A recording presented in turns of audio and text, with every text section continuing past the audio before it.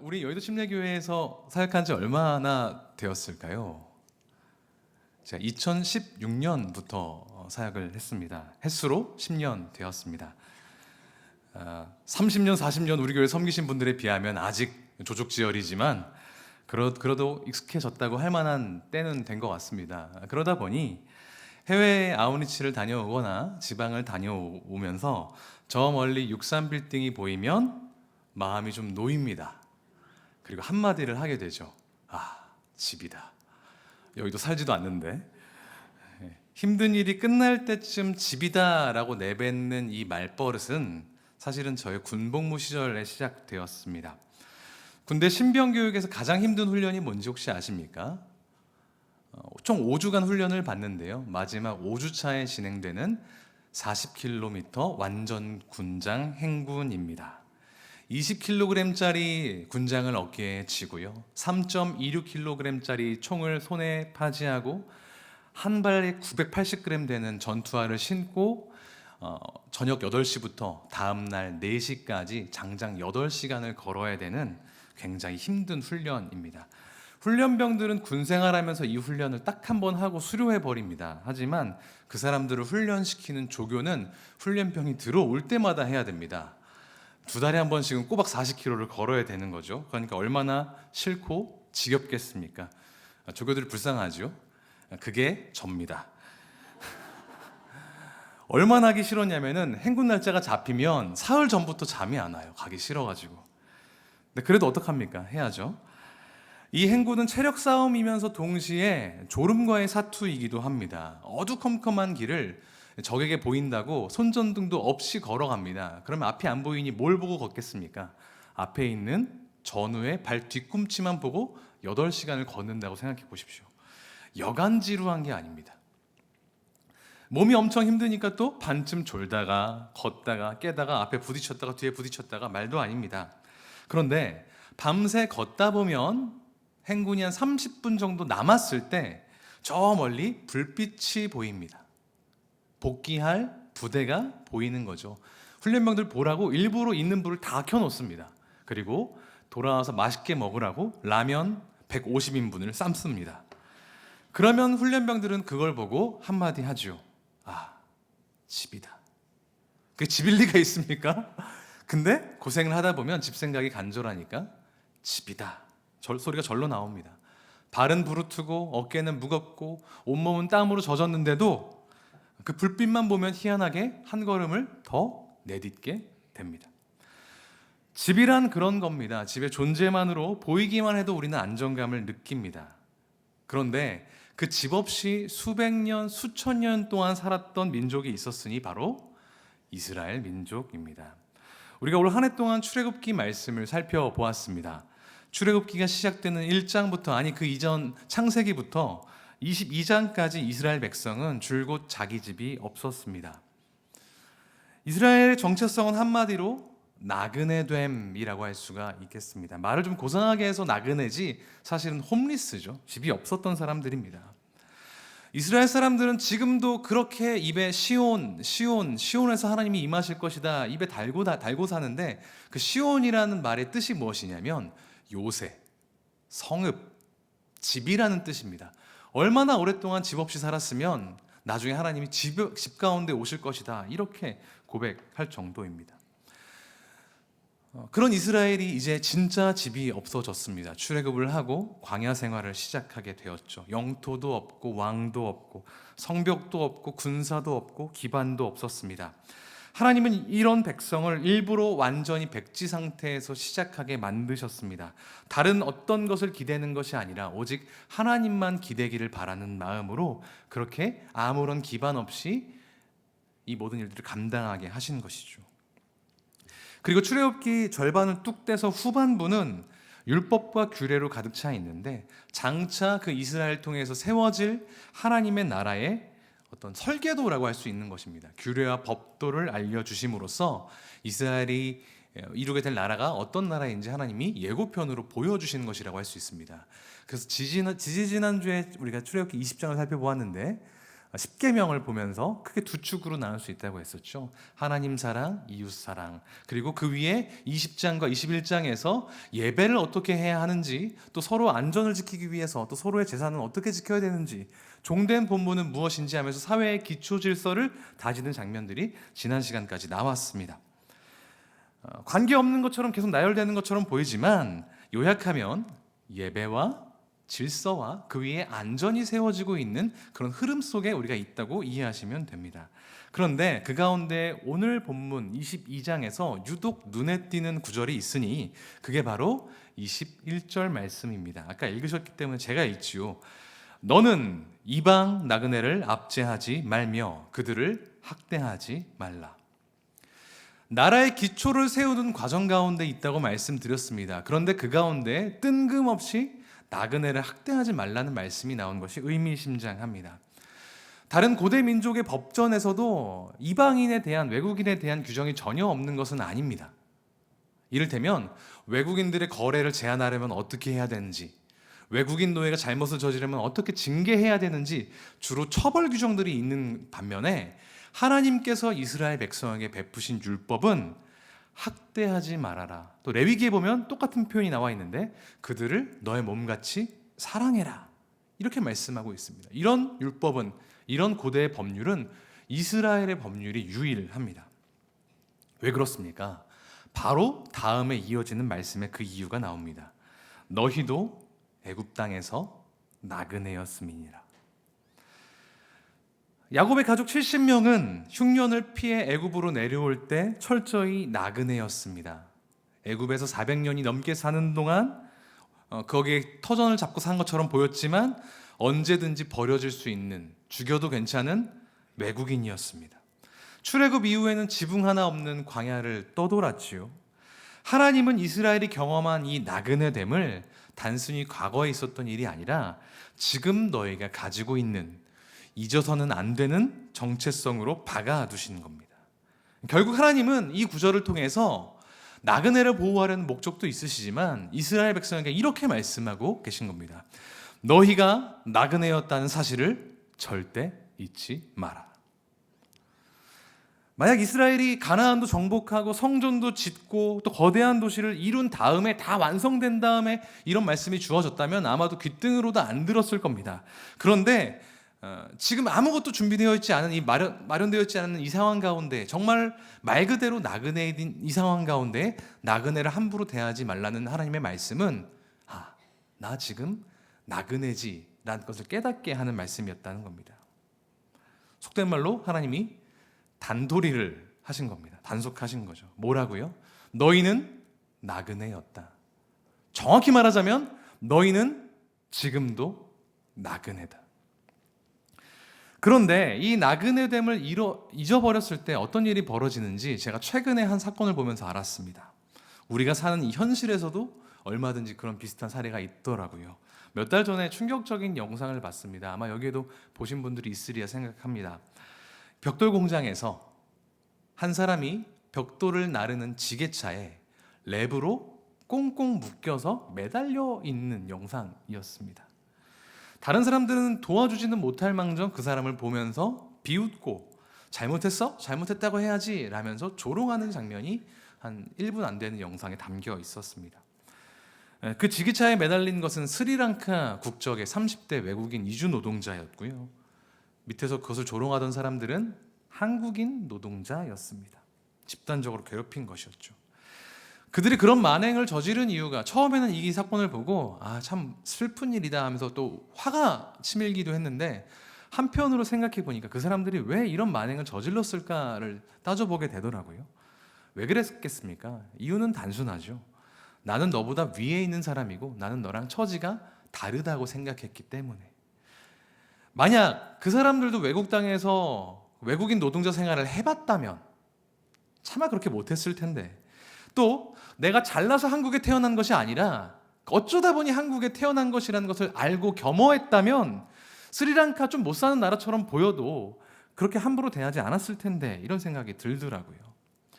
하나님이 이스라엘 백성에게 너희도 나그네다라고 말씀하신 것은 이런 뜻입니다.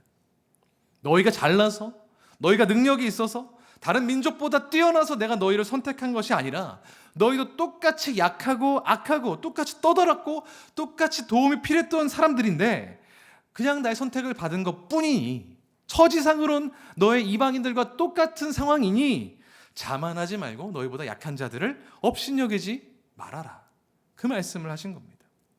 그리고 그 말씀을 순종하여 이스라엘 백성들이 자신들의 나그네됨을 기억할 때, 다시 말하여 자기들에게 베풀어진 그 선택이, 구원이 자기 잘나서가 된 것이 아니라 하나님의 전적인 은혜로 된 것임을 깨달았을 때 하나님은 그들을 품으셨습니다.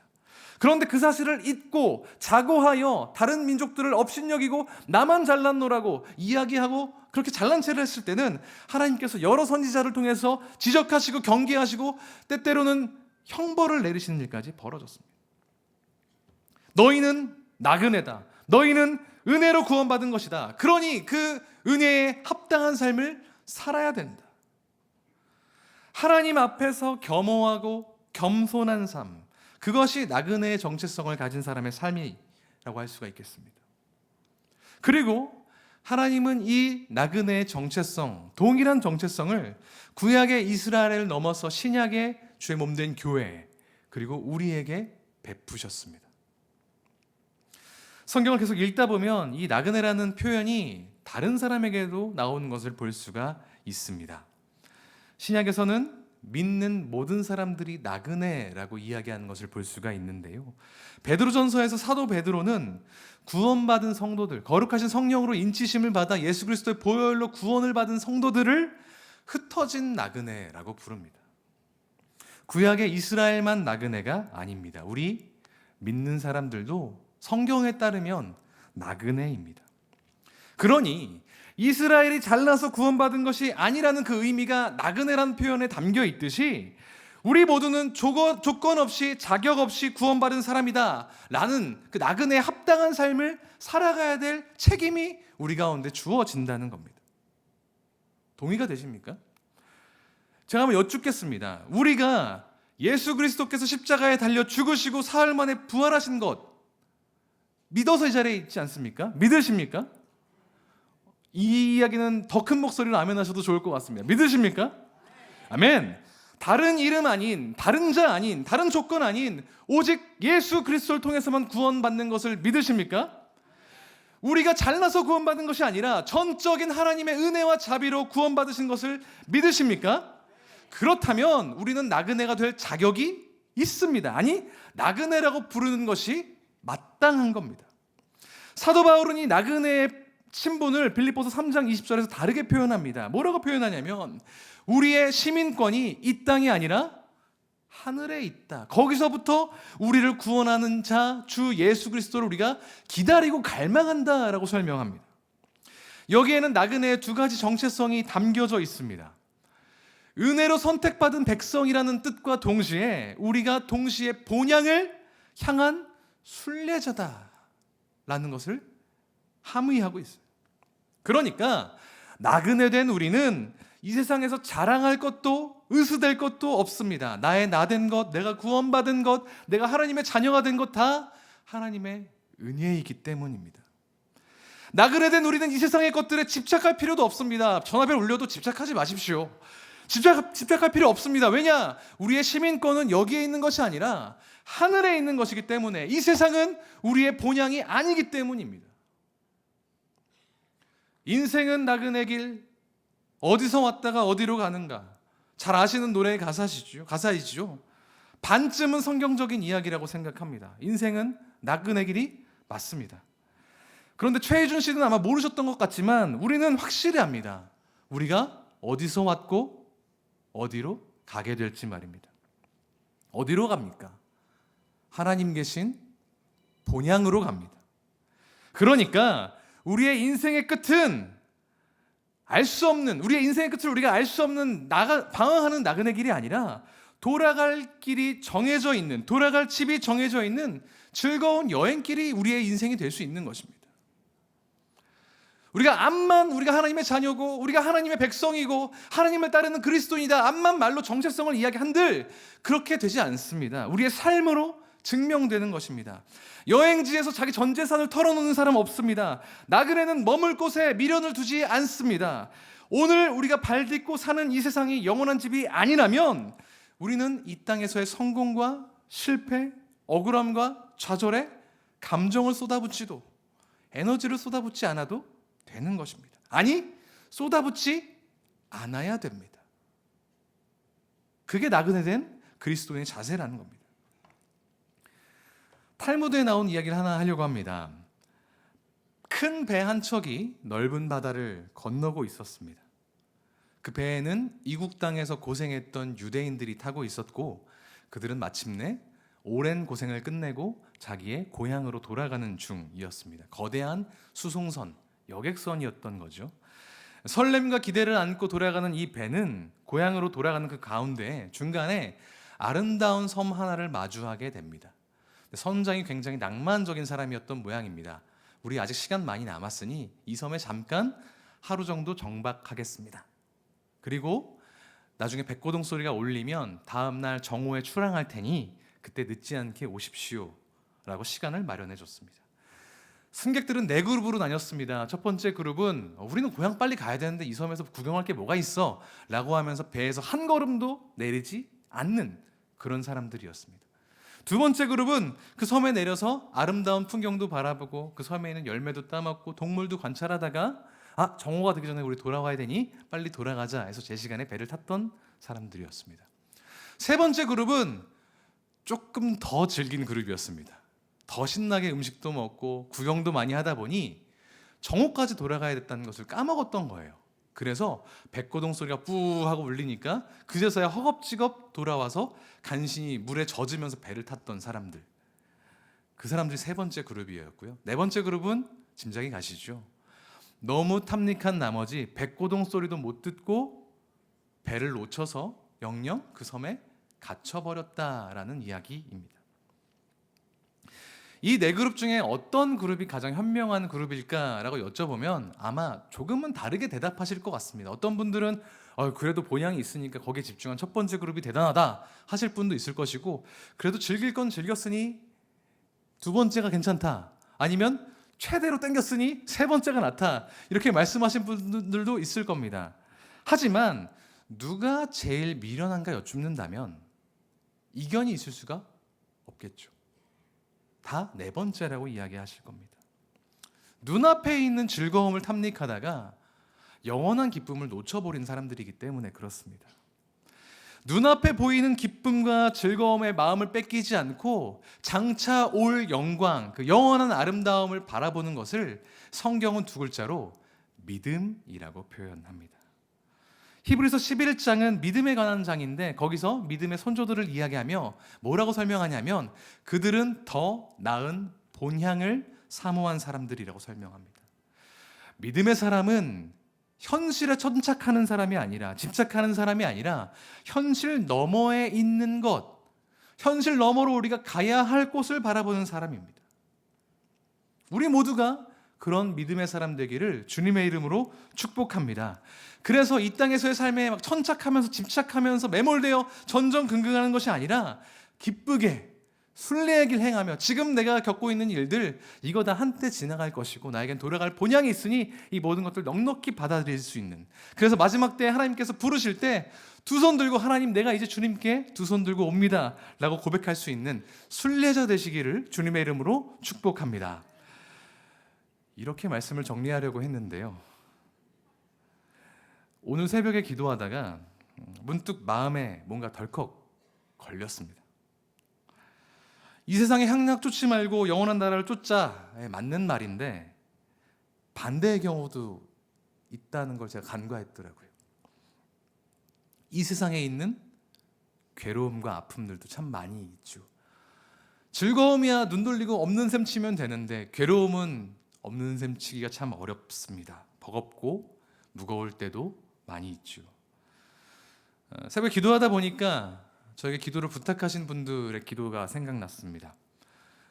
어르신들의 기도, 본인이 편찮으시거나 배우자가 아프시거나 자녀가 아프거나 손주가 아프거나 손주가 대입을 앞두고 있어 여러 가지 시험을 준비하고 있거나 재정적인 문제, 경제적인 문제, 또 여러 가지 상황이 풀리지 않아서 겪는 어려움들, 그런 것들을 다 알고 있는데, 얼마나 절박한지도 잘 아는데, 모르는 거 아닌데 우리 어차피 나그네니까 없는 셈 칩시다 라고 얘기하는 게 굉장히 폭력적으로 느껴지더라고요. 제가 기도하면서. 그래서 목사로서 마음이 너무 죄송합니다, 캥겼습니다. 그러다가 문득 저도 설교를 준비하면서 생각을 떠올렸던 40km 완전 군장 행군이 떠올랐습니다. 분명 지금 우리가 겪고 있는 어려움은 견디기 힘든 것이 분명합니다. 모든 사람 각자의 어려움을 진다고 남들과 비교할 필요도 없죠. 그냥 내가 지고 있는 짐이 제일 무겁습니다. 그리고 그것들은 때때로 나의 심장을 비수처럼 찌릅니다. 세수할 때도 문득 생각나 괴롭고, 양말 신다가도 엉엉 눈물이 나올 때도 있습니다. 하지만 우리에게 집이다 라고 말할 수 있는 본향이 있다는 걸 기억한다면 그 어려움이 싹 없어지지는 않아도 견딜 수 있긴 하겠구나 라는 위로의 말씀이 저에게 다가왔습니다. 훈련병들을 위해서 끓이는 그 150인분의 맛있는 라면과는 절대 비교할 수 없을,